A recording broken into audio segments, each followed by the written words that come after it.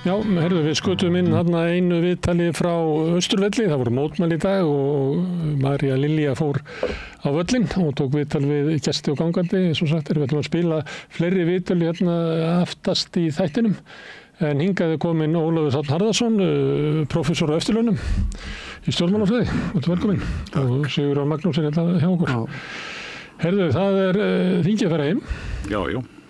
Við vorum að segja að stjórnarandstaðan hafi eiginlega unnið þetta. Já. Hvað finnst þér það? Mér finnst það svona frekar skrítinkenning. Sko það sem að, eins og ég horfi á þetta, þá náttúrulega mestu tíðindin á þessu þingvetri að 70.001 Kannski byrja að fá fullt nafn að hætta umræðu, henni var beitt.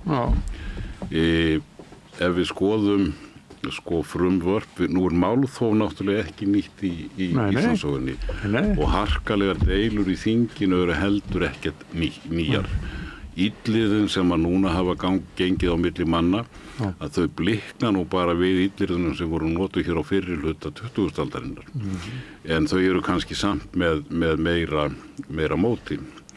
Hins vegar þá það þannig að við lítum á, ég held að það séu 5 mál sem að þar sem málþófið hefur farið yfir 100 klukkutíma og í öllum þeim málum fram að veiðigjaldinu þá lauk því málþófi með því að málþófsmennirnir gáfust bara upp og málin fóru í atkvæðagreiðslu og þau voru öll samþykkt. Síðast gerðist þetta með þriðja orkupakkan sem var að vísu ekki afgreitt fyrir sumarfrí en sett á svona stubb og afgreitt í lok ágúst og byrjun september. Núna hins vegar stemdi í það að það leit út fyrir það að stjórnarandstaðan ætlaði bara að tala endalaust sem að þýddi auðvitað þá það að málið yrði talað út úr þinginu. Þannig að þá stendur stjórnin frammi fyrir þeim kostum annarkvort að sætta sig við það og sætta sig við það að stjórnarandstaðan hafi í rauninni synjunarvald einstök lagafrumvörp og hinn kosturinn sem stjórnin stóð frammi fyrir var einfaldlega að setja málið, eða sem sé beita 71. greininni og setja málið í atkvæðagreiðslu og það var á endanum það sem hún gerði. Og ég hafði nú satt að segja búist við því alveg frá því að þetta mál kom fram og það svona benti margt til þess að þetta yrði langt málþóf að þetta gæti mjög vel endað á þennan hátt. Þannig að í rauninni lít ég svo á að þegar upp staðið að ef það var markmið stjórnarandstöðunar að koma í veg fyrir að frumvarpið yrði samþykkt og koma því bara inn aftur í að stjórnin kemur með nýtt og endurbætt eins og þeir segja frumvarp í haust að þá tapaði stjórnarandstaðan því máli og stjórnin sýndi fram á það að hún ætlar ekki að þola það að stjórnarandstaðan hafi neitunarvald einstök frumvörp. Það voru að vísu gerðar einhverjar breytingar á veiðigjaldafrumvarpinu. Seinkað upptakan á gjaldinu? Voru einhverjar frestanir. Og ég skal ekkert meta það hvort að þetta hafi verið meiri háttar eða minni háttar breytingar. Stjórnarandstaðan hins vegar mata greinlega þannig að þetta væru breytingar sem skiptu mjög litlu máli. En fyrir mér meginatriðið það að stjórnin kom frumvarpinu fyrir rest í gegn. Þessi grein var virkjuð og ég held að það geti haft jafn mikil áhrif eins og það hafði áhrif á íslenska stjórnskipun þegar Ólafur Ragnar virkjaði synjunarvaldið sem hafði verið dauður bókstafur þá reyndar frá upphafi lífsins. Það uppáhaldskenningin okkar hérna við rauðaborðið að þegar þetta verður gert að þá verður bara nýr raunveruleiki. Ég þeirra skoðunar að það sé mjög líklegt. Það að vísu stjórnarandstaðan var náttúrulega mjög harðskeytt í dag og mér fannst það mjög skiljanlegt. Þeir eru búin að tala í 160 klukkustundir til að reyna að drepa málið og svo mistekst að drepa málið. Það mjög eðlilegt að menn séu reiðir og sárir. En hins vegar þetta grundvallarbreyting að eins og ég hef orðað einhvers staðar nú búið að fremja glæpinn en samt. Þá það eins og Smári segir, þá erum við í rauninni komin í nýtt ástand, þar sem menn verði í rauninni bara að setjast niður og svona átta sig á því hvernig þeir vilja haga þingstörfunum og þingsköpunum. En samt, Ólafur, ef við tökum bara veiðigjöldin, þá fær eftir að þeirnu svokallaða kjarnorku ákvæði hefur verið beitt, sem á að vera bara en endalok á stríðinu. Eftir sem áður þá fer ríkisstjórnin og semur við stjórnarandstöðuna mildari útgáfu. Við getum deilt það hversu mikið. En í leiðinni að þá ýmis mál sem að ríkisstjórnin hefur lagt mikla áherslu á sem ekki í gegn. Það strandveiði sem að Flokkur fólksins lagði mikla áherslu á. Breytingar á almannatryggingum sem Flokkur fólksins lagði mikla áherslu á. Samningur Sameinuðu þjóðanna réttindi fatlaðs fólks sem að Flokkur fólksins lagði mikla áherslu á. Húsaleigulög sem að ég líka svona Ragnar Þór og Flokkur fólksins lagði mikla áherslu á. Það þarna bókun 35 sem ég býst við að Viðreisn hafi lagt mikla áherslu á. Það eru búvörulögin, leiðréttinga og vitlausum lögum frá síðasta. Ég meina ekki það sem það inn og ég getum haldið áfram, við fórum yfir þetta hérna, að kannski þegar uppi staðið og horfir á allt sem var lagt af stað með frá ríkisstjórninni, að þá vinnur stjórnarandstaðan raunverulega bara ákveðin sigur og með heyrist tónninn á þeim núna í staðin fyrir að vera að leggja áherslu á veiðigjöldin að segja, þessi ríkisstjórnin bara einhver fram.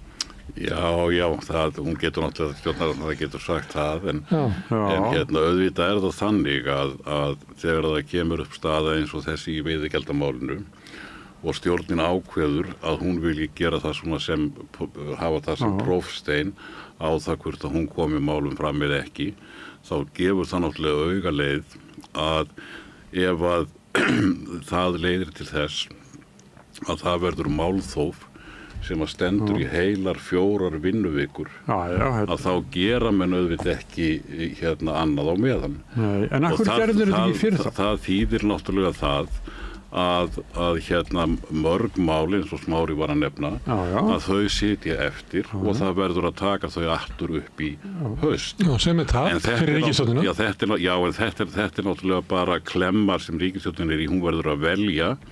Viljum við sem sé hafa það alveg skýrt og draga þá línur í sandinn að stjórnarandstaðan fái ekki að hafa synjunarvald einstök stórmál sem stjórnin telur að hún geti stoppað þau annars vegar og hinn kosturinn sá að gefa eftir í veiðigjaldamálinu og reyna þá að ná hinum málunum sem voru nefnd í gegn. Það reyndar ekkert víst hvort að þau hefðu öll komist í gegn því það hefði náttúrulega líka verið hægt að beita málþófi þar. Og byrjun, til dæmis eins og í strandveiðunum, það leit út fyrir að verið málþóf þar. Já, og það var augljóslega byrjað málþóf Bókun 35. Bókun 35, en bókun 35 nú eiginlega þannig að það skiptir voðalega litlu máli hvort að hún samþykkt núna eða hvort hún samþykkt á næsta þingi. Þetta búið að vera, menn hafi verið að reyna að koma í gegn núna í áratugi og það hefur ekki valdið neinum vandræðum þó að hún hafi ekki verið samþykkt. Það hefur ekki haft neinar neikvæðar afleiðingar.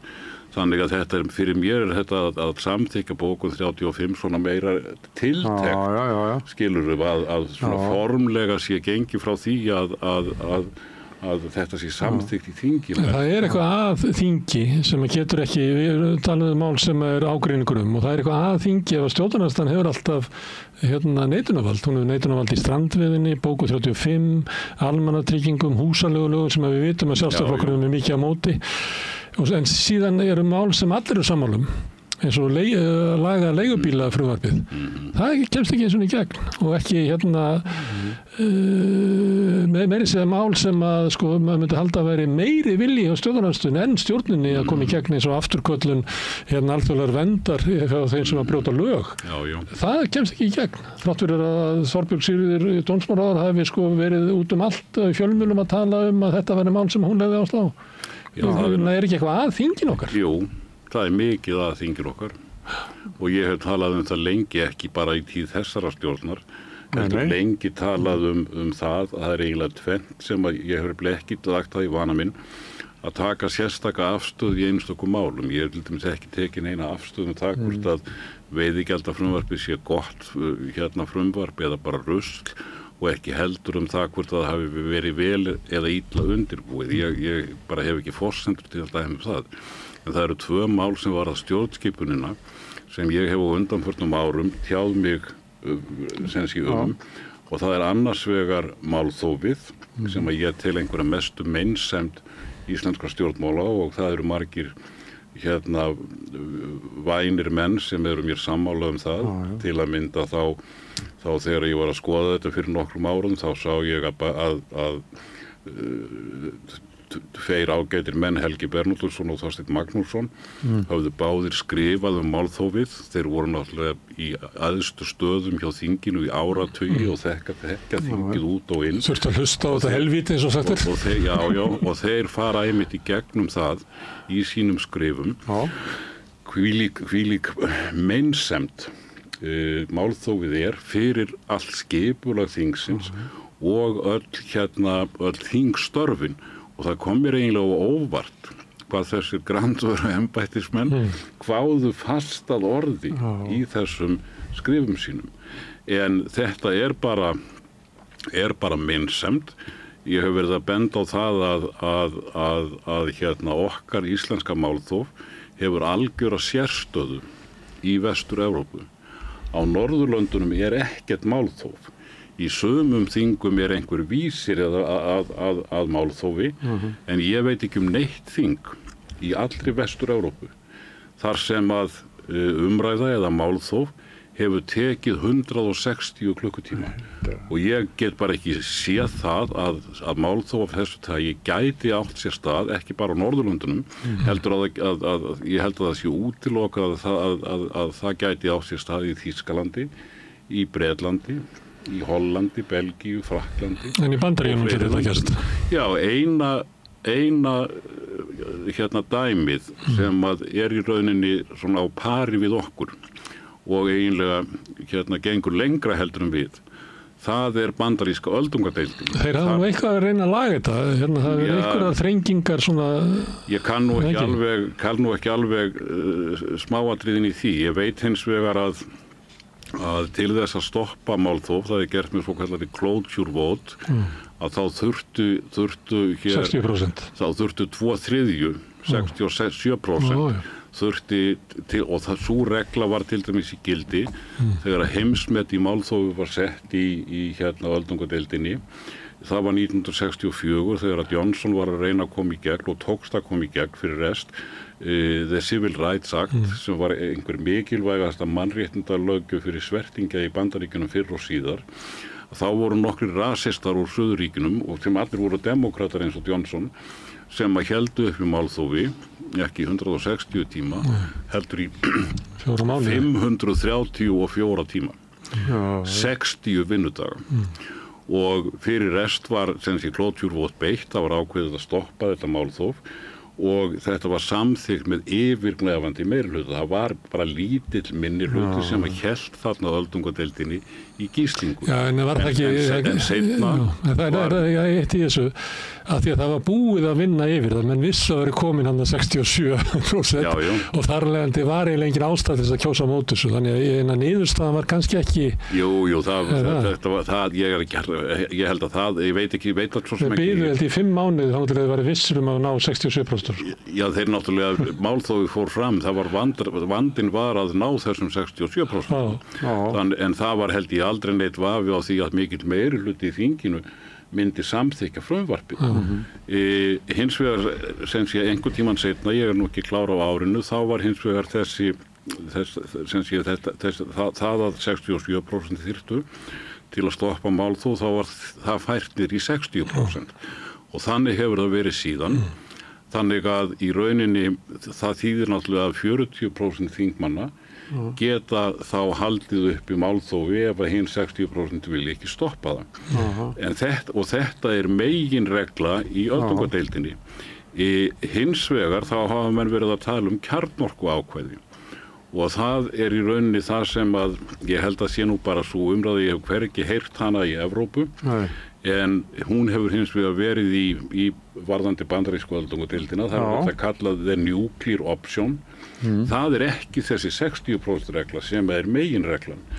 Það hins vegar þannig að þeir eru nú með flókin þingsköp þarna í öldungadeildinni og það hægt að falla frá, gera undantekningu frá 60% reglunni og færa hana niður í 50%. Þannig að það þurfi bara einfaldan meirihluta til að stoppa málþófið. Og mér vitanlega hefur þetta ákvæði verið brúkað tvisvar sinnum á þessari öld. Og það sem sé þetta ákvæði að sem sé hverfa frá meginreglunni sem hefur verið kallað kjarnorku ákvæðið í Bandaríkjunum. En sko 71. greinin auðvitað ekki kjarnorku ákvæði í þessum skilningi. Sem sé 71. greinin meginregla það að það þurfi bara einfaldan meirihluta þingsins til þess að stoppa málþóf. Menn gætu svo sem sagt að það hafi verið venja í þinginu að beita ekki 71. greininni og í þeim skilningi megi kalla ákvæði kjarnorku ákvæði. En það ekki neitt afbrigði frá meginreglunni sem að í þingsköpunum og ég hef aldrei heyrt talað kjarnorku ákvæði í þessum evrópsku þingum en það þarf ekkert kjarnorku ákvæði í þingum þar sem að það svona tiltölulega skýrt að svona verulegt málþóf bara ekki liðið. Ekki boðlegt. Það bara ekki talið boðlegt. En það var erfitt að taka mark á þetta með stjórnarandstöðunni sem að tala gegn þessu ákvæði. Ef þeir væru að tala, ef þetta væri raunveruleg skoðun þeirra, þá myndu þeir leggja til að þetta ákvæði fellt í burtu. Það enginn sem leggja það til. Þannig til hvers ertu þá að hafa þetta ákvæði en það má aldrei nota það? Já, það bara mjög góð spurning. Það væri nú fróðlegt en mér hafði nú ekki dottið það í hug. Nei, og sömuleitt erfitt að ráða í hvernig þingið hefur látið vegna þess að menn hafa verið svo stórirtir og menn hafa verið svo móðgunargjarnir að sömuleitt lítur þetta út eins og eitthvað svona fáránlegt leikrit og ég held að þannig virkið að gagnvart stóru hluta almennings sem skilja bara ekkert í þessu. Ég alveg viss að fyrir stóran hluta almennings og sennilega megin þorra almennings þá líta menn á þetta sem fullkominn skrípaleik. Og á endanum það auðvitað mjög mikilvægt að stjórnarandstaðan hafi sín réttindi og það partur af vestrænu fulltrúalýðræði að völd meirihlutans ekki algjör. Mannréttindi til dæmis takmarkar rétt meirihlutans til þess að setja löggjöf og tilteknum sviðum. Stjórnarskráin verndar fólk gegn tiltekinni löggjöf. En það hins vegar að stjórnarandstaðan hafi rétt til þess að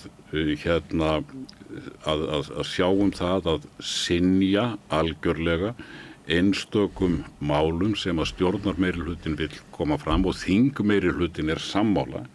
Það eins og ég var að segja bara fáheyrt og þekkist ekki í Vestur-Evrópu. Þannig að þessir ósiður okkar þeir eru sér íslenskir. Herðu, en talandi svona hvernig flokkarnir koma svolítið út úr þessu. Það svolítið ólíkt held ég með stjórnarandstöðunni að ég held til dæmis að miðflokkurinn sé bara ánægður með þetta. Að hann telji að hann sé að róa á svona mið sem að gæti fallið þetta bara vel í geð að vera svona hippigoggur á móti. Ég held að það eigi ekki við svona almenna kjósendur Sjálfstæðisflokksins. Það sé svona vafasamt að telja að þetta sé ávinningu fyrir Sjálfstæðisflokkinn. Sérstaklega vegna þess að það lítur þannig út að sko miðflokkurinn sé svona svolítið ráðandi og gerandi í þessu andófi. Það nú verið bent á það að Borgþór Ólason sé Ólason, já. Ólason sé eiginlega virkar eins og svona sá sem að stýrir þessu. Virkar þannig á mann. Og svo það Framsóknarflokkurinn sem að ég held að bæði veiðigjöldunum og ýmsum öðrum málum sé forysta Framsóknarflokksins lengst frá sínu svona fylgi af öllum þessum flokkum. Já, ég hef nú ekki séð neinar mælingar á þessu og maður þyrfti í rauninni mælingar á afstöðu kjósendahópa flokkana til að vera vissum þetta. Það var könnun veiðigjöldin. Já, það var könnun afstöðuna til veiðigjaldana en ekki innan flokkana. Ég hef ekki séð afstöðuna til málþófsins og það í rauninni, þetta tvennt ólíkt sko. Annars vegar það hvaða afstöðu menn hafa til veiðigjaldafrumvarpsins og hins vegar hvaða afstöðu menn hafa til málþófsins og þeirra aðferða sem að stjórnarandstaðan hefur beitt í þessu máli. En mín tilfinning sú að hún ekkert ósvipuð því sem þú varst að lýsa, Smári, að í rauninni sé þetta sko uni miðflokkurinn þessu ágætlega. Hann náttúrulega hann á sem sé gamla metið frá 2019 í þriðja orkupakkanum þegar þeir töluðu í 147 tíma. Og mig grunar að miðflokksmennirnir telji að sem sé framganga af þessu tagi, hún mælist prýðilega fyrir í þeirra eigin hóp. Og það má vel vera rétt. Og þeir þurfa ekki nema 15% af fólkinu, þeim alveg sama hvað 85% með að hafa ógeð á þessu. Það sem að mér finnst erfiðar að skilja þessi harkalega afstaða Sjálfstæðisflokksins og sérstaklega kannski Framsóknarflokksins vegna þess að sko, mér sýnist augljóst að með svona hörku þá sé ekki líklegt að þessir tveir flokkar höggvi eitthvað inn í kjósendahópin sem að kaus stjórnarflokkana í síðustu kosningum. En til þess að bæta sína stöðu verulega, bæði Sjálfstæðisflokkurinn og Framsóknarflokkurinn, þá verða þeir að höfða til kjósenda sem að eru ekki í tilviki Sjálfstæðisflokksins, þá verður Sjálfstæðisflokkurinn ef hann vill stækka verulega, verður hann að höfða til kjósenda sem eru nær miðjunni heldur en kjósendur Sjálfstæðisflokksins eru í dag. Við höfum séð það í rannsóknum og könnunum að sá hópur sem að bæði lengst til hægri á efnahagsás og íhaldsamastur og menningarás, að sá hópur kannski 30-33% og miðflokkurinn og Sjálfstæðisflokkurinn hafa verið að skipta þessu fylgi á milli sín. En ef Sjálfstæðisflokkurinn ætlar að verða stærri flokkur, að þá verður hann að brjótast út úr þessari kví og reyna að ná einhverju fylgi sem að nær miðjunni heldur en núverandi kjósendahópur. Framsóknarflokkurinn náttúrulega hefðbundinn miðjuflokkur, svona rétt hægra megin við miðju. Og ég ekki viss að sem sé hans framganga í varðandi málþófið mælist sérstaklega vel fyrir í þeirra kjósendahópin. Auðvitað veit ég þetta ekki og þess vegna verður mjög fróðlegt að sjá næstu kannanir. Við vitum bara það að frá síðustu kosningum þá hefur fylgi stjórnarandstöðu flokkana gróft talið ekkert breyst. Þeir eru bara að fá það sama núna eins og þeir fengu þá. Þannig að málþófið var nú kannski byrjað í síðustu mælingu sem var þá mælingin fyrir júnímánuð og þá voru ekki komin nein áhrif fram í hvoruga áttina af málþófinu. En nú hefur málþófið náttúrulega náð hámarki og 71. greininni hefur verið beitt. Þannig að það verður mjög forvitinlegt að sjá sem sé mælingarnar sem verða fyrir júlímánuð, sem ég gerir ráð fyrir að komi bæði frá Maskínu og Gallup og þá sjáum við hvort að þessi affæra öll hefur aukið fylgi stjórnarandstöðu flokkana hjá kjósendum eða hvort að fylgið hefur minnkað hjá kjósendum eða hvort það hefur bara ekkert breyst eins og raunin hefur verið fram til þess. Það var þetta breyting hjá Maskínu þar sem að Sjálfstæðisflokkurinn var bara í 17% og miðflokkurinn náði upp í 13%. Það sem að virkaði allavega, dró ég þá ályktun að það mætti lesa út úr þessu hvaða afleiðingar málþófið gæti haft. Þannig það ýtir undir fylgi heitra stuðningsmanna miðflokksins en dregur úr fylgi Sjálfstæðisflokksins. Það alveg hægt að vera með þá túlkun. Það sem ég hins vegar leit á var að í síðustu könnunum frá Maskínu og Gallup þó að þeim bæri í aðalatriðum saman þá var munurinn sá að í annarri könnuninni var Sjálfstæðisflokkurinn dálítið yfir kjörfylginu frá því í kosningunum en í hinni könnuninni var hann svolítið það hefur Maskínu könnunum og það sama gildi miðflokkin að þar sem Sjálfstæðisflokkurinn var yfir kjörfylgi þá var miðflokkurinn undir kjörfylgi og öfugt í hinni könnuninni. Þannig að samanlagt fylgi þessara tveggja hægri flokka var bara á sama róli og það var í síðustu kosningum. En sko, þetta að hafa byggt þessu ákvæði þarna 71. greininni, það, sko, breytir það einhverju í pólitísku landslægi sitið uppi með að hafa degi svartapétur eða hafa þurft að gera þetta ekki náða að loka þinginu með öðrum hætti? Hvað heldurðu? Já, sko, það náttúrulega það sem getur gerst næsta haust að stjórnarandstaðan reyni að hleypa þinginu upp, hleypa engum málum gegn, fara í mál þó að þar myndi götunum. Ég ekki viss að það sé mjög hyggilegt fyrir hana, en hún gæti gert það og þá ekki síður fróðulegt hvernig mun þá ríkisstjórnin eða stjórnar meirihlutin í þinginu, þingmeirihlutin, hvernig mun hann bregðast við því? Mun hann fara að beita 71. greininni aftur og aftur? Það ein leið, því að væntanlega getur þingmeirihlutin ekki setið hegjandi undir því að þingstörfunum þau séu sett í fullkomna upplausn. En nákvæmlega hvernig Ákveðum mætti það ekki gerast. Þú mátt að vísa í þingin hérna í kringum okkur, það sem tekið fyrir alvarleg mál og það bara samkomlega í þinginu að við skulum verja svona 4-5 tímum í umræðum þetta.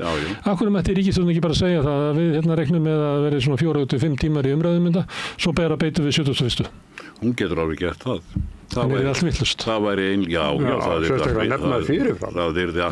er allt vitlaust, sko, eða gerir ég ráð fyrir, sko, en hérna þetta annað scenarióið eða sviðsmyndin að þetta leiði bara til þess að það verði, sko, miklar skærur milli stjórnar og stjórnarandstöðu allt næsta haust. Það held ég reyndar að gagnist engum. Hin leiðin svo að setjast niður og reyna að koma sér saman eitthvað eins og Smári var að nefna að hérna það sé bara afmarkaður tími og að menn hérna ná í einhvers konar sátt það að færa okkar þingsköp og hérna vinnubröð í þinginu í áttina að því sem að gerist á Norðurlöndum. Og bara í samskipti fólks. Í samskipti fólks. Við bjóðum þeir hérna í eitthvað spjall og svona og við veitum svona sirka hvað ætlum að vera lengi. Ég ætla ekki að halda það til miðnættis með einhverjum spurningum. Þú ert nú víst til þess. Ég þessu orði mjög varlega. Hann gerir fólk þetta í alls konar stjórnum og alls konar fundum og ráðstörnum. Það er svona að talað við ætlum að sirka eða þessum tíma í þetta. Sko, það hefur náttúrulega verið bent á það að í fyrirtækjum, opinberum stofnunum, þá hafa menn svona nútímavætt vinnubrögðin og endalausir langir fundir sem að enginn veit hvenær enda, þeir meira og minna heyra sögunni til og mér skilst meðal annars í borgarstjórninni Reykjavík, þá hafi þetta verið raunin. Þannig að Alþingi situr, held ég dálítið eftir með það að vera með þessi gömlu í rauninni fáránlegu vinnubrögð sem að þýðir það að það ekki hægt að skipuleggja neitt. Menn vita ekkert hvað verður á dagskrá á morgun, menn vita ekki hvort að frumvarp sem á að vera klukkan 3 verður klukkan 3 og þetta náttúrulega eru bara óskipulögð og kjánaleg vinnubrögð og í rauninni það sem að kannski svona yngri þingmenn hafa kannski meiri áhyggjur af og konurnar hafa meiri áhyggjur af heldur en gömlu kallpungarnir eins og ég bara það að þetta gerir það að vera með þetta í núverandi formi það gerir Alþingi að mjög ófjölskylduvænum vinnustað. Það að segja að venjulegt fólk, venjulegir þingmenn geti bara sem sé sýnt sínum fjölskyldum og þeir geti gengið að því vísu að það sé bara verið að funda í þinginu frá 9 til 5 eins og gildir í mjög mörgum þingum, ekki öllum. Þessi ósiður að vera á kvöldin til dæmis hefur lifað í breska þinginu og hérna þetta náttúrulega mjög karllægt sjónarmið sko og hérna ég held að það sé en eitt sem breytir þeim að þeir geta verið skemmtilegir það átti ekki við þetta málþóf nei það var enginn þarna að reyna að vera skemmtilegur þegar ég var yngri þá hafði ég mjög gaman að umræðum í breska þinginu því þar voru menn svo kjaftforir og þeir voru oft fyndnir og skemmtilegir og fullir eftir því sem að ég hef orðið eldri þá hef ég hefur aðdáun mín á breska þinginu minnkað með hverju árinu en það langt síðan að ég komst að þeirri niðurstöðu að sko skemmtileg þing eru sennilega yfirleitt vond þing en leiðinleg þing eru farsæl og góð þing og vísa þá sérstaklega til Norðurlandana þar sem að það nú ekki beinlínis háreisti Mér finnst hérna núna, við erum svona lýðræðis halli á þessu, ríkisstjórnin með 37 þingmenn, stjórnarandstaðan með 26 og þessi 37 verða að beygja sig undir hina 26 Já, ég meina það sko fólk kaus það ekki sko. Nei, fólk kaus það ekki og það náttúrulega grundvallaratriði þegar að ný ríkisstjórn kemur til valda á grundvelli tiltekinna kosningaloforða að hún fái ráðrúm til þess að koma sínum helstu málum í gegn. Hún á ekki að þurfa að svíkja kosningaloforðin sín vegna þess að stjórnarandstaðan banninni. Eins og flokkur fólksins að gera núna. eins og flokkur fólksins að gera núna með almannatryggingunum með staðfestingunni á samningi Sameinuðu þjóðanna Já, það hefur verið komið í veg fyrir það núna á þessu þingi að þessi stóru mál flokks fólksins fari í gegn. Mér hefur hins vegar sýnst að flokkur fólksins sé ekkert sérstaklega æstur yfir því.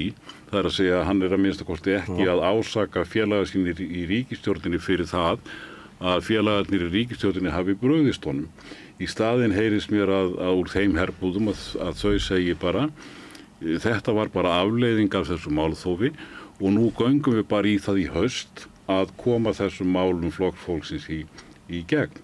Þannig að ég hef ekki séð nein merki þess að þetta málþóf stjórnarandstöðunar og þessi harka hafi á nokkurn hátt minnkað samstöðuna innan ríkisstjórnarinnar þó það sé náttúrulega alveg ljóst að ýmsir í stjórnarandstöðunni hafa sérstaklega verið að höggva í flokk fólksins og reyna svona að tosa flokk fólksins svolítið frá hinum flokkunum í stjórninni en mér hefur sýnist að það hafi bara ekki. Það var nú sérstaklega svona eftir áramótin sem var áhersla lögð á að sækja flokk fólksins sem svona veika hlekkin en varðandi það sem flokk fólksins segir núna, Inga Sæland sett henni á Facebook svona sem hann var að fara yfir þetta og tala þú veist að þeir hefðu náð þessu en svo verður fólk bara að bíða. Þú hefur fylgst með það sem að verið að semja þinglok og þetta ekki fyrsta skipti sem bara stórum málum bara kasta fyrir vagnin.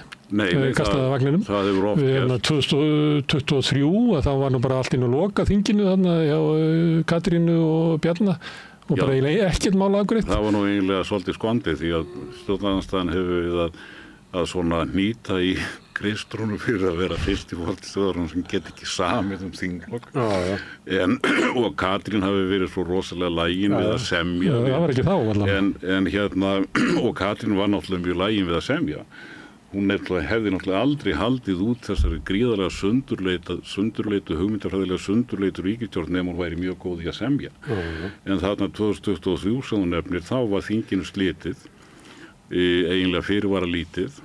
Það var ekki vegna þess að Katrínu hefði ekki tekið að semja við stjórnarandstöðuna, það var vegna þess að það var engin sátt innan ríkisstjórnarinnar. Til þess að losna bara við sem sé að allt færi í hund og kött milli þingmanna Vinstri grænna og Sjálfstæðisflokksins sem að studdu þá ríkisstjórn að þá var ákveðið að reyna að kæla svolítið málið og láta menn svona blása út fram á haustið. Ég ætlaði að spyrja þig varðandi það sem Inga að segja. Svo förum við bara núna og við munum bara mæta í haust og þetta hafa fleiri en hún sagt áður. Það sem hefur verið loka svona, þetta eru aldrei gerst. Það hefur aldrei gerst að allt innu mæti þinga hausti og verður rosalega starfsamt og afgreiðið mál. Það hefur bara aldrei gerst. Nei, en við verðum líka að hafa það í huga að þessi gríðarlega löngu málþóf eru tiltölulega nýtt fyrirbæri. Hér ef við förum 50 ára, 60, 70 ára aftur í tíman, þá voru málþóf. En við sjáum sko að til að mynda þegar að þessari grein, 71. grein var beitt 1959, þá hafði það málþóf ekki staðið í 100 tíma, ég man nú ekki alveg töluna en það var innan við 10 tímar af en samt var því beitt þannig að málþófið eftir breytingun á þingskapalögunum 2007 þegar að eilífðarvélin var sett í gang og málþófið hægt að halda áfram endalaust að síðan þá hefur þetta versnað mjög mikið. En það alveg rétt sem Smári segir sko að hérna menn hafa ekki, það hefur ekki tekist að gera þetta eins og sem sé að keyra bara allt í gegn á haustþingi, en hins vegar sem sé núna þá munum við kannski fá nýtt jafnvægi og vegna þess að nú hefur línan verið dregin í sandinn, 71. greinin hefur verið virkuð og hérna þess vegna myndi ég ekkert útiloka það að ríkisstjórninni tækist núna að koma til dæmis þessum málum flokksfólksins í gegn í haust. Það kann vel að kosta einhver átök, það kann vel að kosta það að það verða að beita 71. greininni aftur, en ég á erfitt með að sjá að ríkisstjórnin ætla að sætta sig við það að stjórnarandstaðan hafi neitunarvald það hvort að þessi frumvörp sem að flokkur fólksins ber sérstaklega fyrir brjósti, hvort að þau komast í gegn eða ekki. Þannig að ég held eins og kannski til að mynda kollega minn Eiríkur Bergmann hefur verið að tala að sko staðan algjörlega breytt. Þannig að menn eiga bara eftir að finna svona nýtt jafnvægi í þingstörfunum. En sko mér finnst bara svona sem svona borgara í þessu landi að mér finnst sko vera að snúa raunverulega mjög ákveðnum kosningaúrslitum við að fólk vildi þetta og mikil hamingja með þessa ríkisstjórn sem var mynduð, svo koma bara Bergþór og Sigmundur Davíð og Ég velti fyrir mig að hlusta á þetta hvort að fólk í Miðflokknum og Sjálfstæðisflokknum og sömuleyti í Framsóknarflokknum liti svo á að það mega vera stjórnarskipti á Íslandi en ný stjórn má ekki setja í ykkur lög sem í andstöðu við hérna þá sem helst fara með völdin í íslensku samfélagi sem náttúrulega fyrst og fremst SFS og svo Samtök atvinnulífsins og Viðskiptaráð.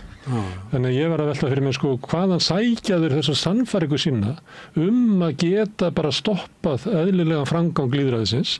Það vegna þess að þau telja að það að lýðræði nái fram að ganga með þessum hætti setji bara einfallega Íslands samfélagi í háska. Við megum ekki setja nein lög sjávarútveg nema í sátt við útgerðina.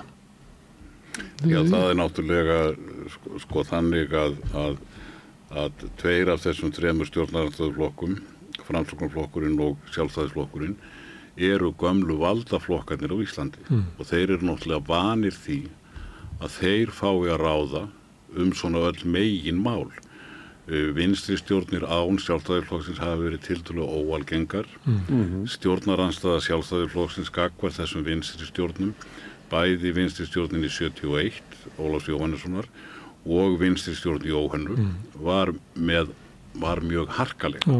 Og Helgi Bernódusson hefur bent á það í sínum skrifum að málþófi í gegnum söguna eða það byrjaði eiginlega á árunum að einhverju gagni á árunum í kringum 1930 og Helgi lýsir því að það hafi fyrst og fremst verið gagnvart vinstri stjórnum, gagnvart flokkum sem að vildu gera róttækar breytingar á þjóðfélagsgerðinni og Sjálfstæðisflokkurinn taldi það svo hættulegt að hann sem sé beitti málþófi og Helgi segir reyndar að allar götur síðan þá hafi málþófi verið beitt meira gegn vinstri stjórnum, það að segja stjórnum það sem Sjálfstæðisflokkurinn ekki heldur en gagnvart öðrum stjórnum. Ég hef ekki nákvæmar mælingar á þessu en ég hef enga ástæðu til annars en treysta þessu. Og ástæðan svo að Sjálfstæðismenn líta svo á að það að þeir séu ekki stjórn og vinstri flokkarnir í stjórn eins og þeir myndu orða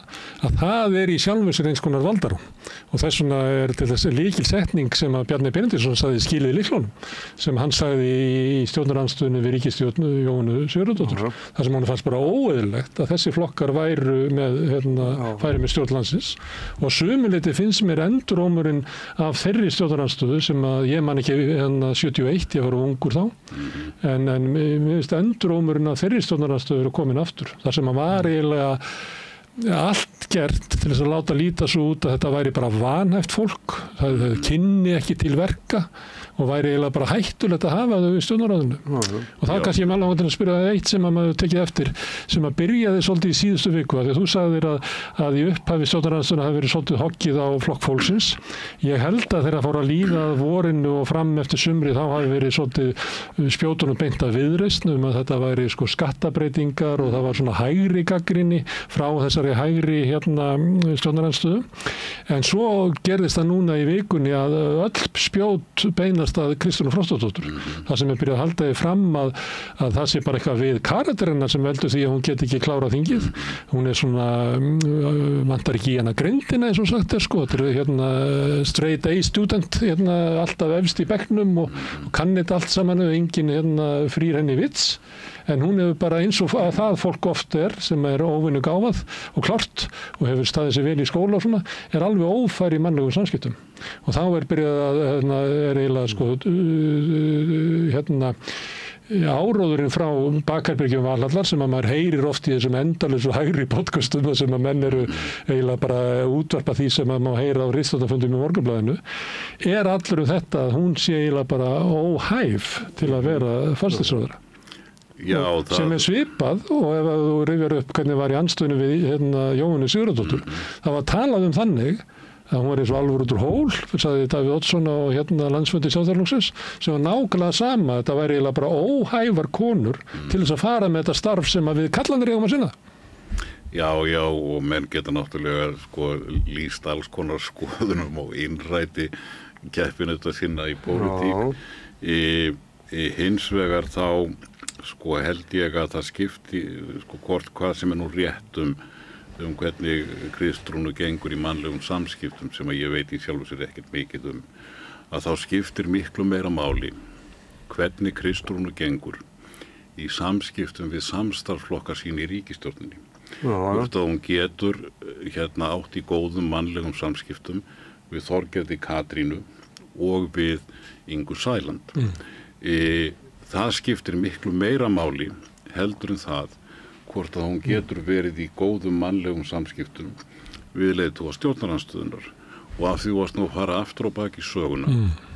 Ef við lítum á ríkisstjórnina, vinstristjórnina 1971, þá gerði það Sjálfstæðisflokknum við þeirri stjórn auðveldara fyrir að það var bullandi ágreiningur innan ríkisstjórnarinnar.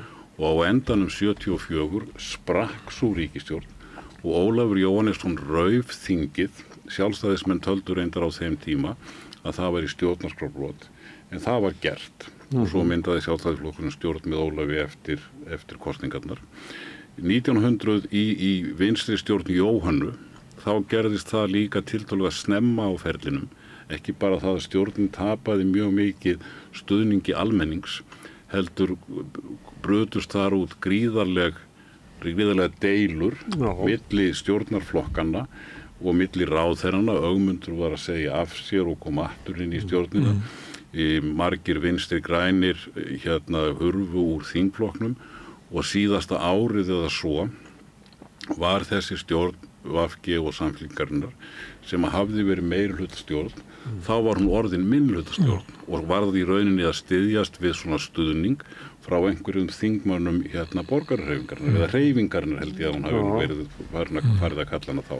Þannig að í rauninni, ef við erum að velta Sigmundur Davíð var nú að spá því í dag að þetta því banabiti ríkisstjórnarinnar, þetta breytingin á 71. ákvæðinu. Sko, það getur auðvitað vel verið. Sigmundur Davíð nú oft með skemmtilega spátuma. Hann kallaði nú eftir að Katrín Jakobsdóttir gerða forsætisráðherra. Já. Hann kann að búa til fyrirsagnir og veit hvernig íslenski fjölmiðlar láta það. Hann náttúrulega kann margt fyrir sér í pólitík, hann Sigmundur Davíð. En í rauninni það sem að ég held að muni skilja milli feigs og ófeigs fyrir þessa ríkisstjórn hvort að Kristrúnu og hinum tveimur valkyrjunum sem kallaðar eru og sem við telja nú mikið rangnefni að hvort að þeim tekst að halda einingu innan ríkisstjórnarinnar og hingað til eru engin merki annað en að það takist, það náttúrulega gjör ólíkt því sem við höfðum á síðasta kjörtímabili í seinni ríkisstjórn Katrínar. Samkomulagið þar var fínt á fyrra kjörtímabilinu, en það voru þau nú þá mikið að fást við COVID sem þau voru sammála og þjóðin var sammála það að þjóðinni hefði tekist mjög vel upp í baráttunni við COVID. En svo fór allt í hund og kött á seinna kjörtímabilinu. Jú, en samt manstu, það var alltaf að tala um að vera svo gott samkomulag á milli Katrínar Bjarna og stundum að Sigurður Ingi nefndur. Já. En það var samkomulag þeir náðu engu í gegn, sko. Þau voru löngu búin að missa, hvert fyrir sig var búin að missa sitt bakland og þetta var samkomulag sem að náðu ekki til þess að gera neitt, sko. Já, það dögði hins vegar. Það var ekki að vera gott samkomulag á milli þeirra. Það gilti ekki fyrra kjörtímabilinu. Nei, það sem gerðist á fyrra kjörtímabilinu var það að stjórnin náttúrulega að sem sé venjuleg pólitík var tekin úr sambandi. Þannig að það má alveg segja að stjórnin var ekkert að koma neinum stórum málum í gegn vegna þess að öll áherslan var bara á COVID. Og það var sem sé, þess vegna kom hugmyndafræðilegi ágreiningurinn sem að láguð við undir niðri milli Vinstri grænna og Sjálfstæðisflokksins sérstaklega.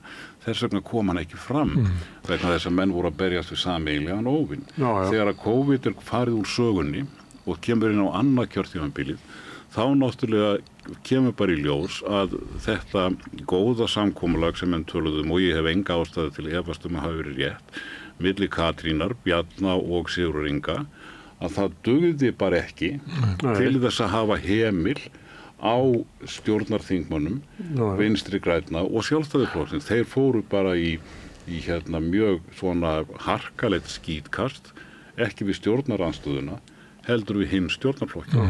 Má ég aðeins að því að ég var að tala um hvernig þið verið að grafa undan Kristrúnu og ef við horfum aftur til Jóhönnu að þá fekk hún svona útreið frá Sjálfstæðisflokknum að tala um hana og það er oft búið að tala um villikettina í VG og fleira en það má ekki gleymast að þetta hafði áhrif á samfylkinguna.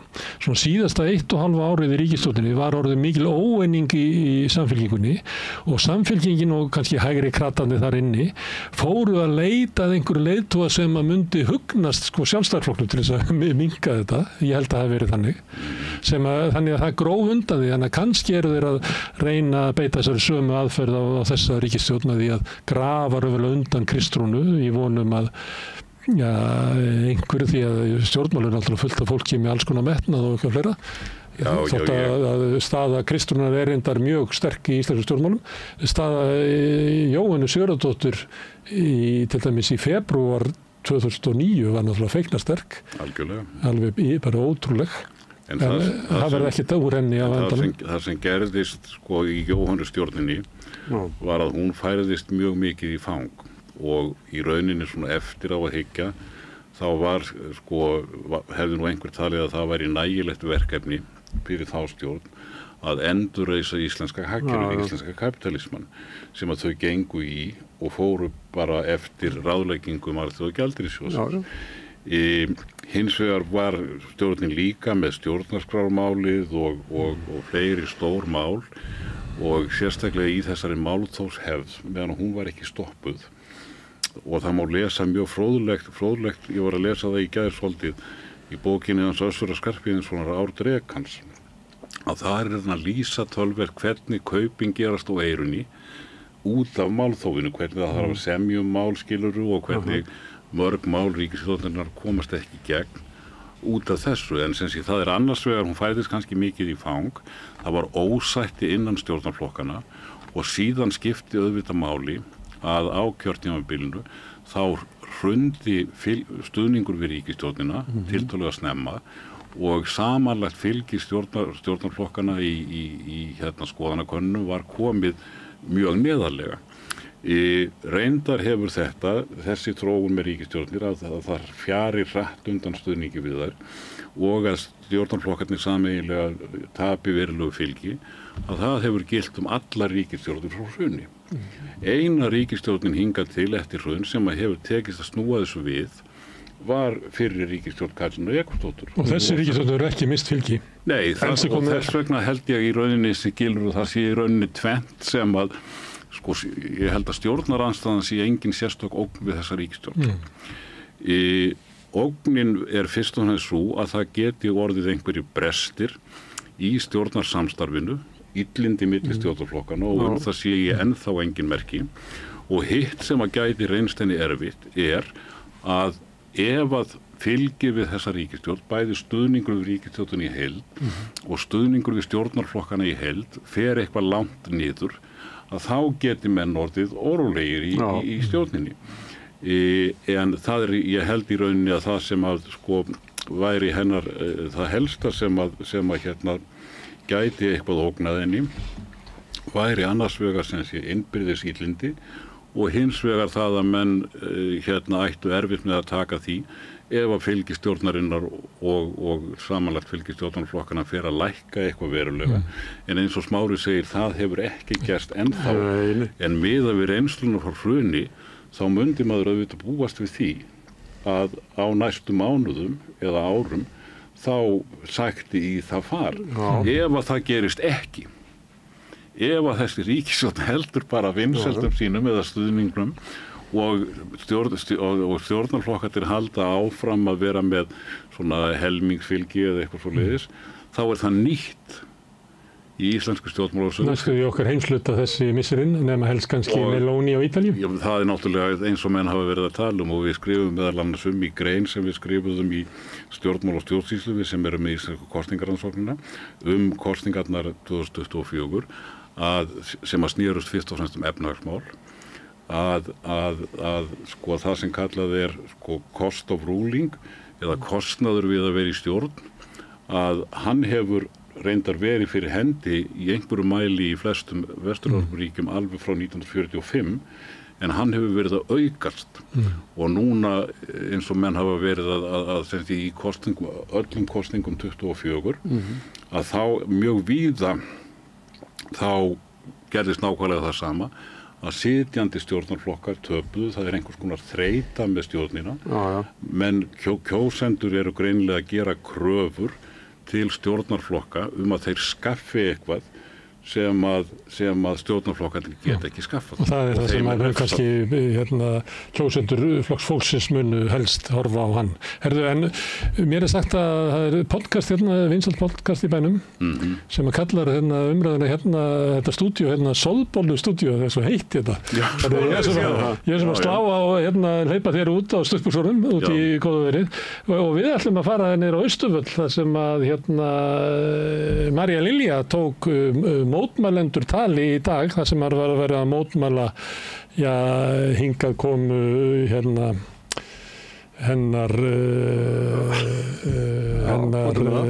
Úrsulu von der Leyen það svo heitt í stúdíu að maður gleymir þessu en við skulum heyra hvað gestur og gangandi á Austurvelli sögðu í dag. Hjálpið okkur að byggja upp dreifikerfi samstöðvarinnar með því að læka síður samstöðvarinnar á YouTube og Facebook.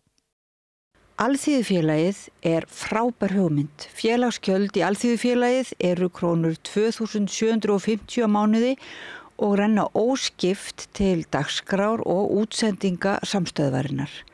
Samstöðin.is